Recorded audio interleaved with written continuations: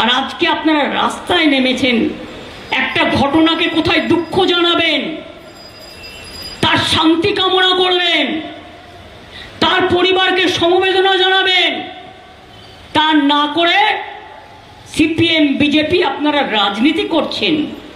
ভাবছেন বাংলাদেশে একটা ঘটনা ঘটে গেছে, আমরা সেটাকে টেনে এনে যদি ক্ষমতা দখল করতে পারি। নমস্কার। আরজি করে জুনিয়র মহিলা ডাক্তার খুন হয়ে যাওয়ার ঘটনাতে মেয়েটির বাবা মার মতো দুঃখ কষ্ট কেউ কি পাবে? মেয়েটি যে মা বাবার কোল খালি করে চলে গেল, তাদের তো সারা জীবনের মতো দুঃখ কষ্ট থেকে গেল। এখন ঘটনা হচ্ছে এই নারকীয় হত্যাকাণ্ডে কেবলমাত্র একজন সিভিক ভলেন্টিয়ারকে গ্রেপ্তার করেই কি দায় এড়ানো সম্ভব? প্রত্যেকে যেখানে দাবি করছেন যে এই নারকীয় হত্যাকাণ্ডে যে বা যারা যুক্ত আছে তাদের প্রত্যেককে গ্রেপ্তার করা হোক।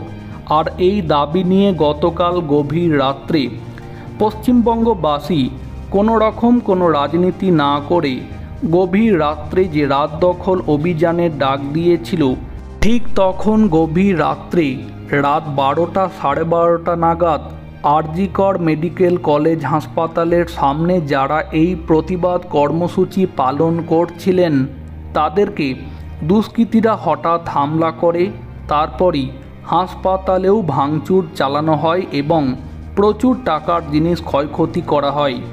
এই জায়গা থেকে যে প্রশ্নগুলি উঠে যাচ্ছে, যে সমস্ত সাধারণ জনগণ প্রতিবাদ আন্দোলন কর্মসূচিতে যোগদান করেছিলেন তাদের থেকে নজর ঘোরানোর জন্যই কি পরিকল্পিতভাবে এই হামলার ঘটনা ঘটানো হলো, নাকি যে সমস্ত সাধারণ জনগণ প্রতিবাদ আন্দোলন কর্মসূচিতে যোগদান করেছিলেন তারা আসলেই আন্দোলন কর্মসূচিতে যোগদান করেননি, বরং তারা হাসপাতাল ভাঙচুর করতে এসেছিল? এই রকম দায় অভিযোগ চাপানোর জন্যই তাহলে কি এই হামলার ঘটনা ঘটানো হলো?